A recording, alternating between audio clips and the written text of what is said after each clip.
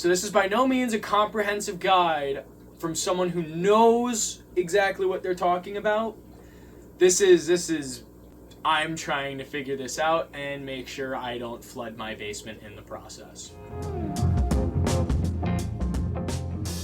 Good morning, everyone, and welcome back to the channel.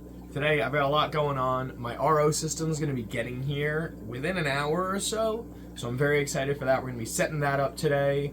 We're going to be eliminating a pest that is really rough on fry and baby shrimp, and we've also unfortunately not had a Cory spawn. So hopefully next week we'll be able to trigger them with the RO water. So we're going to set up our RO reservoir, we're going to take care of some Hydra, and then we're also just going to do some little odds and ends around the fish room. Like I've got this cave right here that I make. I build these and I got to ship a few out today, so I'll be packing them up. And I will catch you guys in a little bit once the package has arrived, and probably after I've gotten to the gym. So yeah, I'll see you guys back in a few, and we're going to get started on what we need to do today. Hey guys, this is a check-in the night before. I don't even have my mic on. This is just a really fast one because I'm doing a 50% cool water change. This isn't RO. This is just the third day in a row I'm doing a 50% cold water change on these guys. So I'm hoping they'll spawn. We're going to see the results tomorrow, hopefully. So this is probably going to be input right before we have either my success or I'm disappointed again. But yeah, once we have the RO system set up, I'm going to give them some RO water changes and see if maybe that helps if this doesn't work. Fingers crossed they spawn tomorrow morning.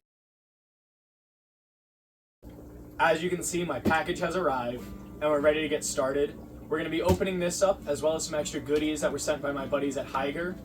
And we're going to set up our RO reservoir. I'm going to show you how I'm going to be running this and what I'm planning on using it for.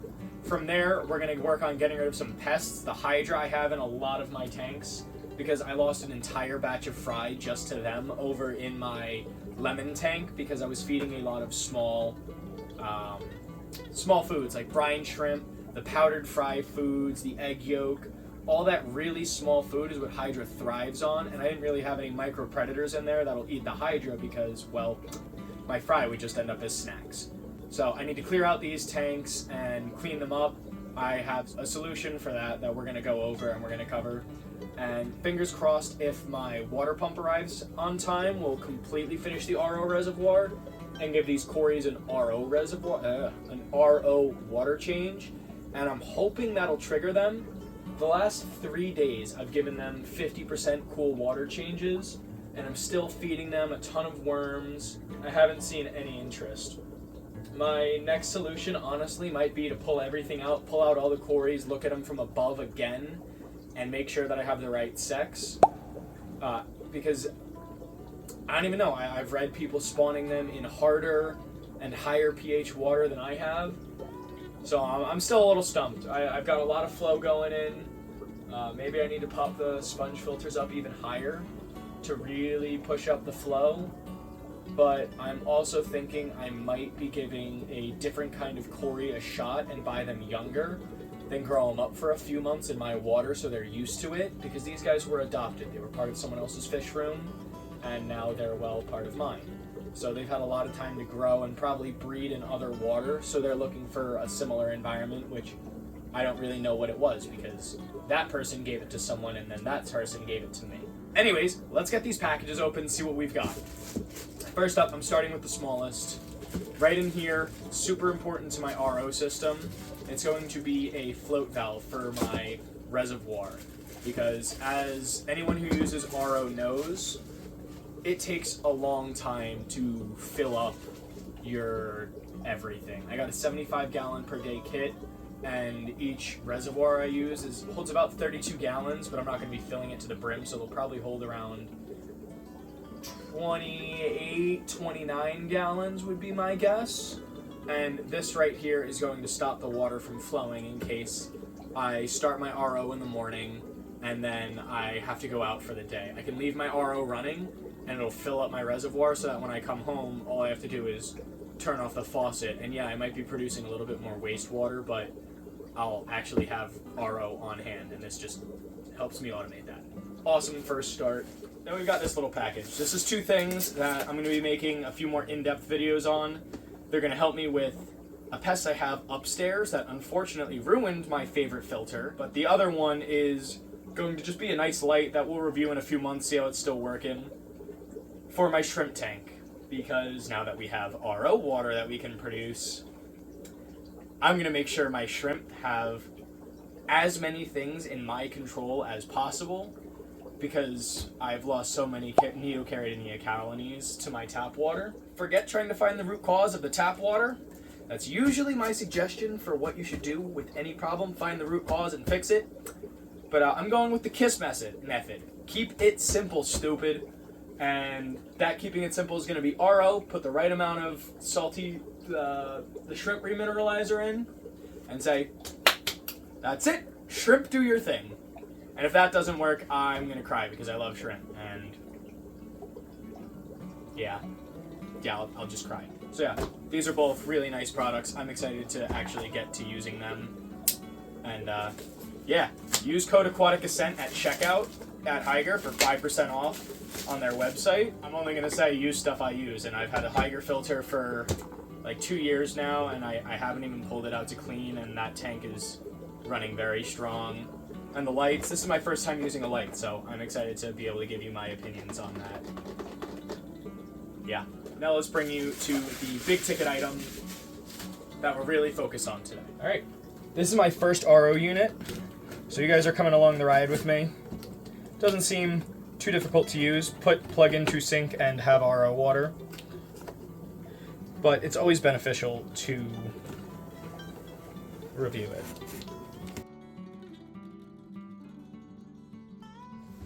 Ugh. I'm a professional, trust me.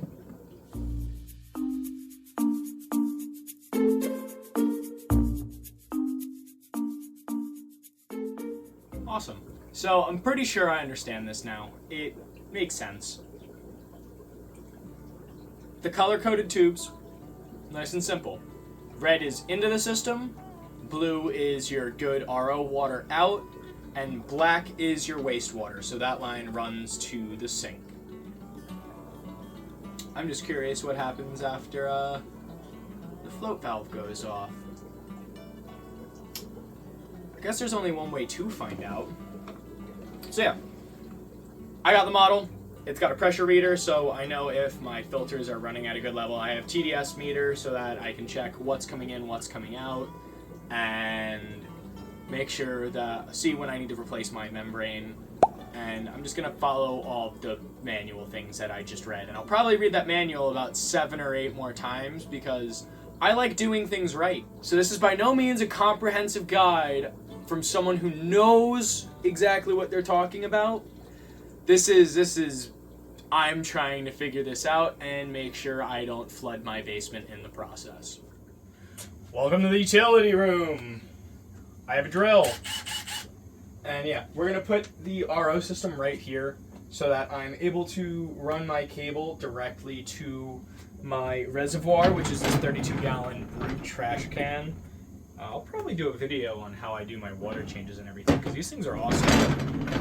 But I'm gonna keep that here for most of the time, and I'll have my RO water run directly into the float valve that'll drill into the side of that. But that'll connect to my RO right here, and the wastewater will go around into my drain right there.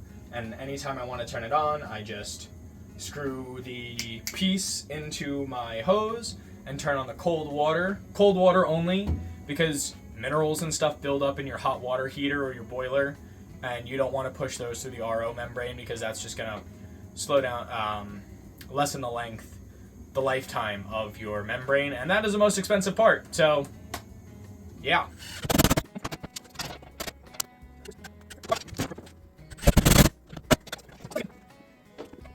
Like a glove! I also just realized that I left the piece I need to start it up over there, so. Yeah, let me go get that stuff now. Ugh. Like I said, we've got 3 colors of hoses here.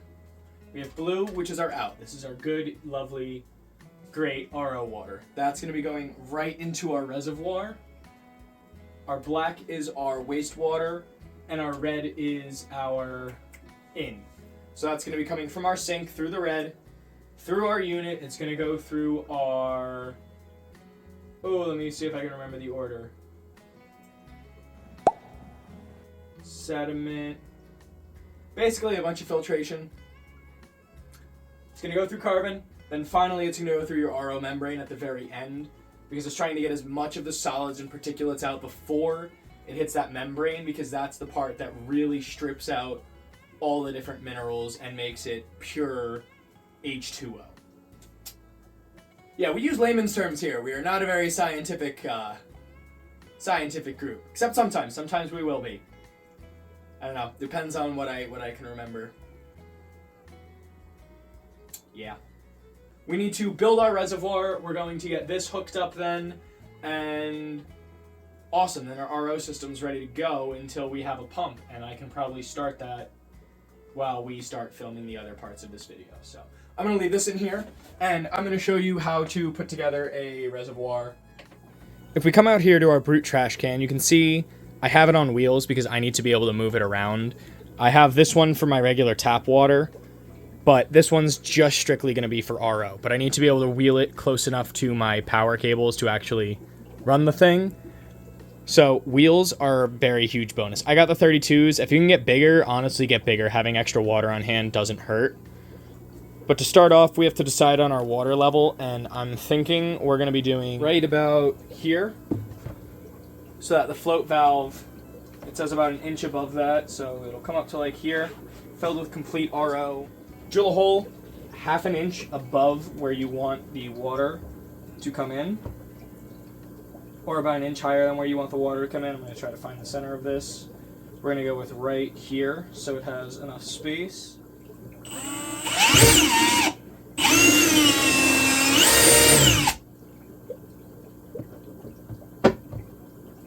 Like a glove. Now we have this around on the other side. We take our nut. We're going to get this on as tight as possible. I'll have to go get a pair of pliers to really get her on there. But this is creating our watertight seal so that it doesn't leak out through here. Now we're going to take our blue wire, because that's our out.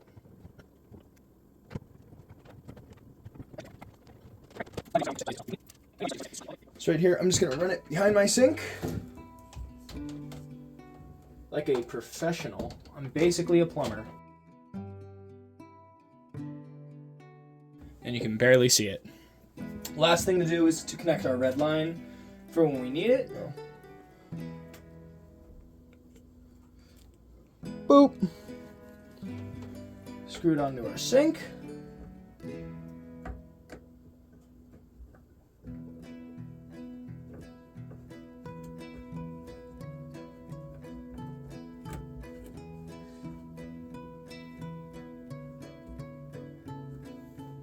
That's on there tight. It's pushed in. I have wastewater. What about RO? I'm a little scared. Coming in, it says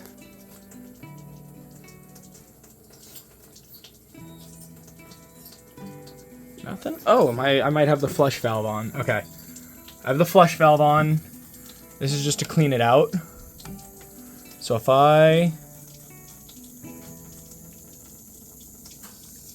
turn this on.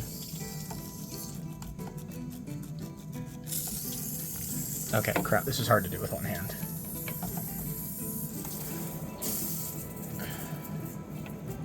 Oh, that's flushing now. That is a lot stronger over here.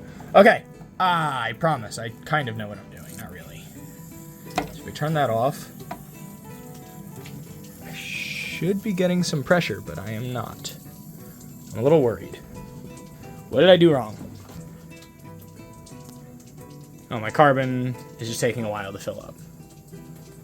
Alright, we'll check back in on this later. If I hear stuff starting to drip everywhere, I will come running, and you will get an update and get to make fun of me.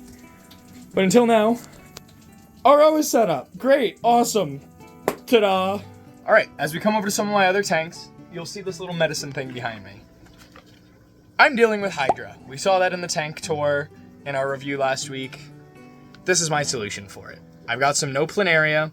This is meant to deal with, obviously, well, planaria in shrimp tanks, but it also kills Hydra. So if you're having a huge Hydra outbreak and you can't really get rid of it, that's a great option for you. But before you go right to no planaria, I've got a few things that you should try out first. Before you go right to medicine, try a few things first. Number one, cut back on the feeding.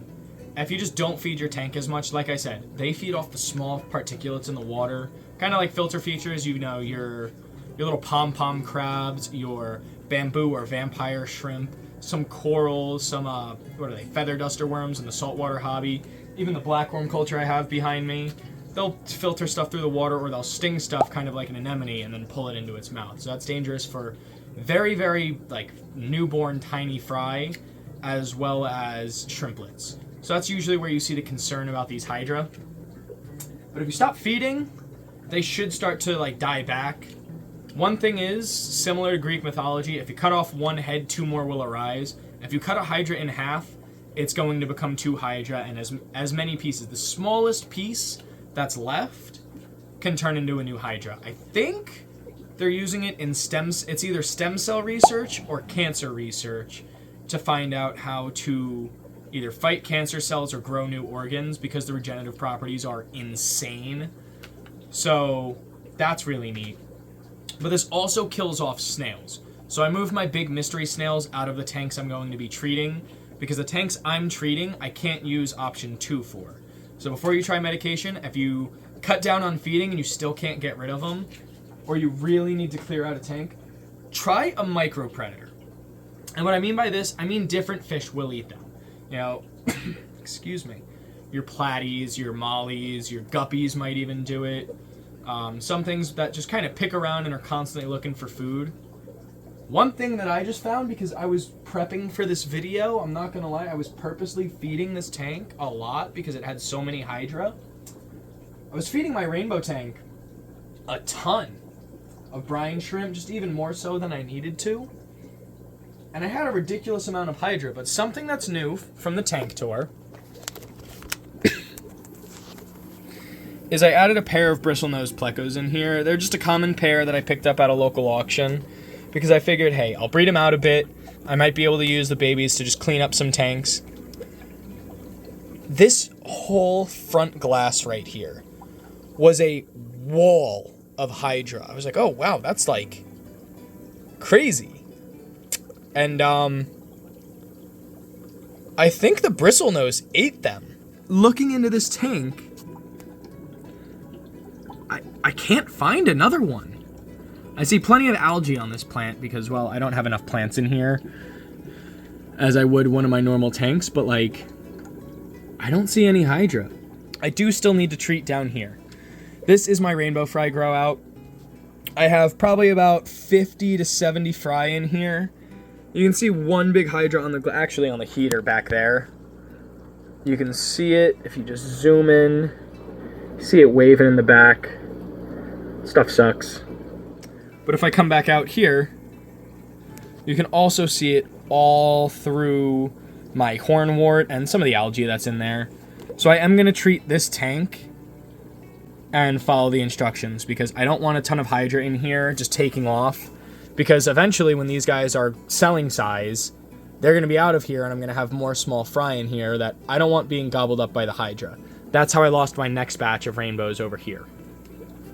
This one, I have also some bristlenose in here, which is why I didn't know that the Hydra would be eaten like that, because if you look right down here on the bulbitis, you can see a little green Hydra there, and you can see a few up top and around everything. So I'm going to treat this tank. I'm going to treat this tank down here, and I think those are the two big ones, because I haven't seen Hydras anywhere else. Instructions. For the first day, you want about 1 spoonful per 50 liters, or about 13 gallons. So I'll use a spoonful and a half, just to be safe. And you cut that back down to half a spoonful for the next day. And so tomorrow I'll use about 3/4 of a spoonful. Then you're using 1/4 of a spoonful. I'll use just about like 1/3 of a spoonful or a half a spoonful. to really get rid of the planaria, or not the planaria, to get rid of the Hydra over the next few days. But let's just dose these tanks. We're going to check in tomorrow. We'll see how that does. And then we will check in on Monday. And hopefully these Corys will have spawned, because we're also going to be doing a cool water change on them. And fingers crossed that means they will have babies finally. When you open this pack, you get a spoon, so you're not using like a tablespoon. They give you a measuring spoon in here. Come on. I don't have tiny hands. So you see this right here. You're using this spoon to measure everything out. This is 20 gallons. So there's about a spoonful. And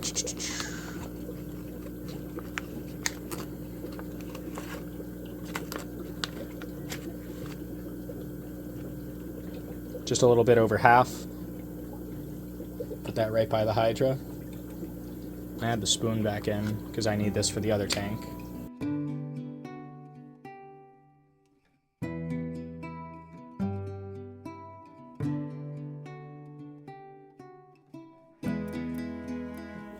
Hello you guys, it is the next morning, coming down here to check out my tanks. I can see a lot of the Hydra on the front glass has kind of died back a little bit. None of their tentacles are really exposed anymore. Let's see if I can get this to focus in on one. But right over here you can see a lot of them still left. I'm going to give it its second dosing and then one more. And hopefully that'll rid this tank entirely of Hydra. Coming up here to the bristlenose tank. I don't even see any Hydra anymore. I'm looking at the tip of our bulbitis where we saw some yesterday, and I don't even see that one left. I'm still going to dose this again. A lot of the snails are still kicking, so I guess the planaria didn't just decimate the snail population. But I'm going to get these tanks treated, and we'll touch base tomorrow, see the complete final results. Well, our Corys didn't spawn. But I did get good news. My friend who gave me this first batch of Corys has decided to break down the tank that has the rest of the group that they, got. So she said, hey, let me see if you can use these. Maybe getting a bigger group will help them spawn, help them feel more comfortable. So they are already really skittish, so I'm hoping that reintroducing them to some old friends might, A, help me balance out sexes. If sex was an issue, I'm going to really make sure I have at least both sexes in the group she gives me. And I'm also going to start doing RO water changes next week. My pump is supposed to arrive on Wednesday, so when this video is released, I'm finally going to be able to finish the reservoir. So next week, we'll hopefully have an update on these guys. If not, I might be going and picking up some new young Corys so they grow up in my water. And maybe them growing up and maturing in my water will help them breed when they come of size in a few months, and we can say, hey, we can have success with Corys, because I love these fish. It sucks. Shrimp and Corys, two of my favorite fish. I really wanted to breed a lot of them. Same with angels, and my water out the tap just isn't great for them. So fingers crossed this does the trick. In the meantime, I did want to just get some sand into my shrimp tanks. This is the sand I like to use. It's just pool filter sand from a local pool store. Normally, before I add it to any of my tanks, well, as you can see, it's in basically all of mine, I will rinse it really thoroughly, and then, I have an inert sand substrate. So make sure, A, it doesn't have any treatments to it, no chemicals added. This is just an inert sand. Awesome, great, I'm fine to put it in the bottom of my tanks. So let's get it in that shrimp tank.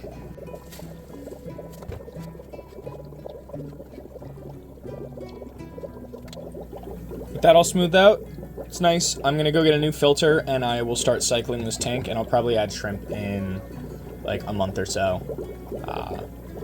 Yeah. So fingers crossed that the shrimp actually breed in this. It's now Tuesday. Monday got a little hectic, so I didn't really get to record. And we're back at the two tanks.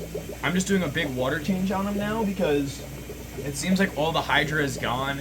Any dead snails, I want to pull any possible ammonia out. I didn't even bother testing for it. I'm just going to do the water changes anyways. So I'm going to drop these, drop that one down a bit, pull out the bodies. Anything you see is all shriveled up and pretty much like a small white speck. So I'm just going to suck that all out and refill them with some fresh water, and they should be good to go. We'll wrap up from there. So let's get this thing emptied.